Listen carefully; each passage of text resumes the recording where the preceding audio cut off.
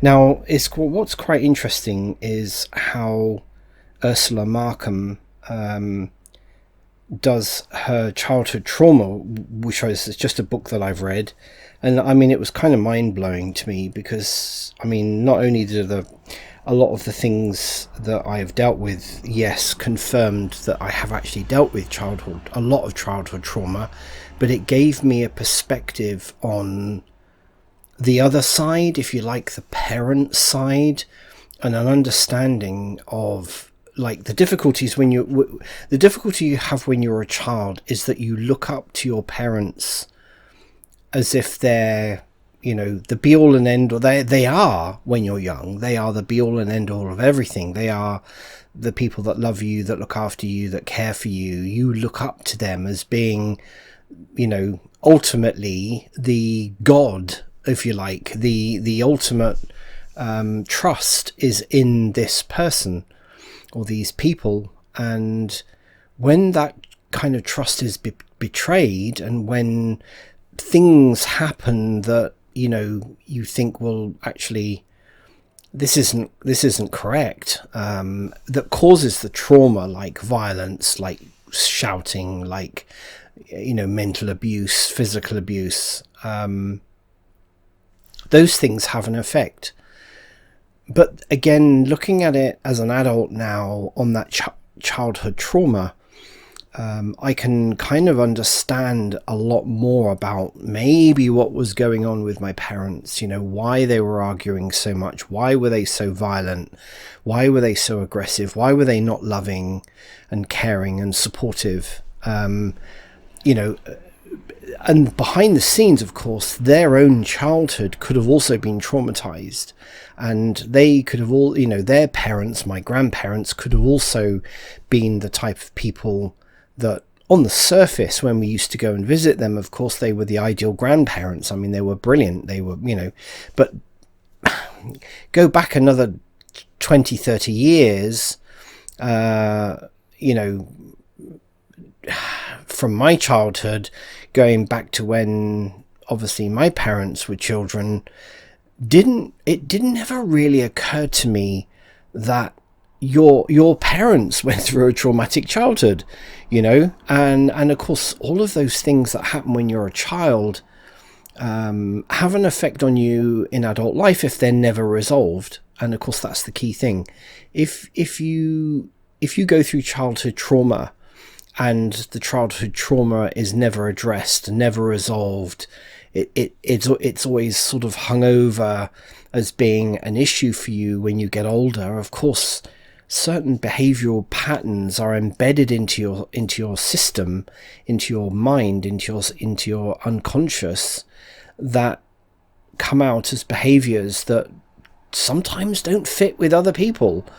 And the thought processes behind those as you go through life can affect you in relationships, can affect you in jobs, can affect you with money, can affect you with pretty much everything, your relationships, communications, learning skills. And those are the things that people have issues with when they're an adult, because they go through cycles. You tend to go through cycles of bad relationships, for instance, which is what I was experiencing. The constant cycle of being attracted to people that seem to want to abuse me and use me and manipulate me, control me, and tell me things about myself that were completely incorrect, but I believed them. And therefore, the relationship eventually, it didn't work out, because obviously I remember having sort of conflict inside of me, thinking this is not actually right. This is not what I want in life. The constant battle with what you're doing, what you're mentally doing and physically doing in a relationship, as opposed to what is happening to you, and the responses, if you like, that you're experiencing, and those were the things that it wasn't until later in life, until I was late 30s, going into my 40s, that I then realized, this is not right. I know it's not right. It was on my X amount of relationships. I'd just got married again, young family, etc. And the same behavior patterns were happening again. And I just knew at that point in the stage of my life that it was not right. There was something. Why is this happening? Why am I going through this again? So it did make me think, and it did make me realize that something was wrong.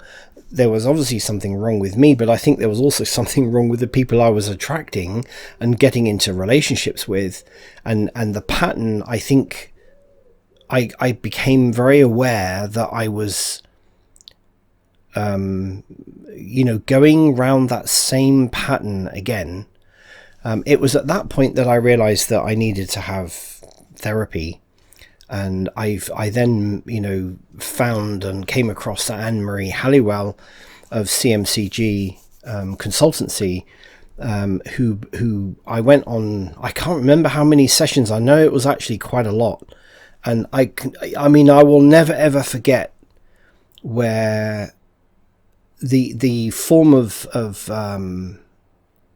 the methods that she used to basically walk me through what was actually going on in my life and how I was thinking and how I was behaving, and later on obviously then going in deeper and realizing that there was actually nothing really wrong with me. I was just repeating behavior from childhood trauma, etc. So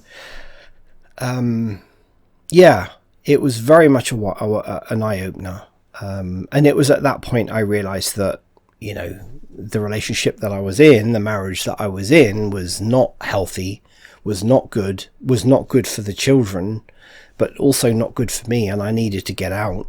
And so therefore I went through, this whole process of it took a little while to get out of that relationship and to get things sorted, because I'd married a real narcissistic control freak again, and it was difficult. It wasn't made easy, let's put it that way.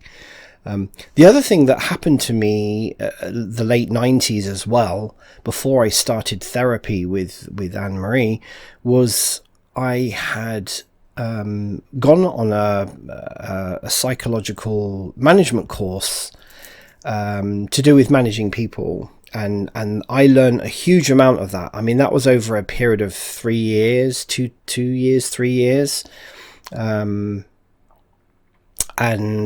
again, from a psychological point of view, I learned a lot, and I dealt with an awful lot. It also made me realize that there was something wrong with my marriage, but it also helped me resolve an awful lot of childhood trauma, and all of this was going on at the same time, which was quite interesting.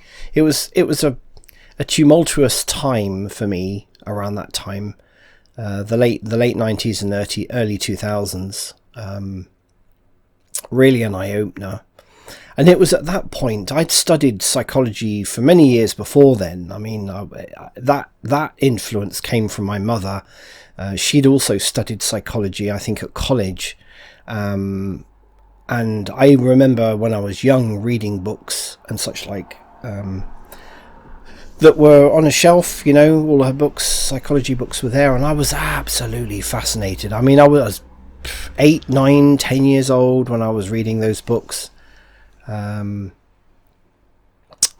I found it fascinating, and I kind of knew that that's really what I wanted to get into. That's what I wanted to, to do. And it wasn't really, that kind of went by the wayside because I got involved in IT, and, that was all really, really new in the 70s. And, I got swept up in the whole IT business and genre of work, I guess you call it.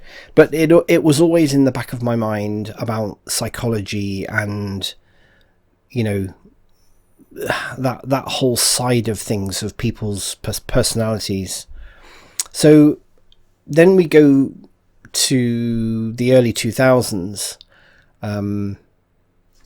I then, after my own personal therapy sessions had finished, I then made the decision that I really wanted to go into, to be a psychotherapist. And Anne-Marie was obviously trained in NLP.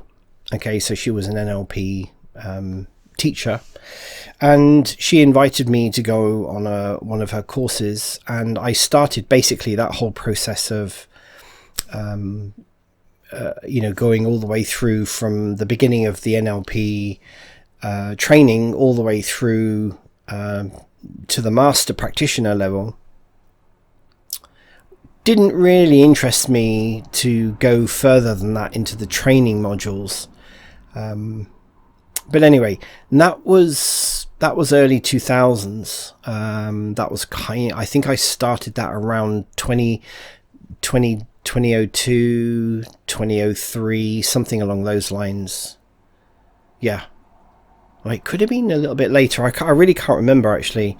But so then I went through all that training, and I got my master practitioner certificate on, believe it or not, the 7th of July 2007. So 777, which was quite significant. I didn't realise that at the time until afterward, and then began to realise that actually that was a very significant date.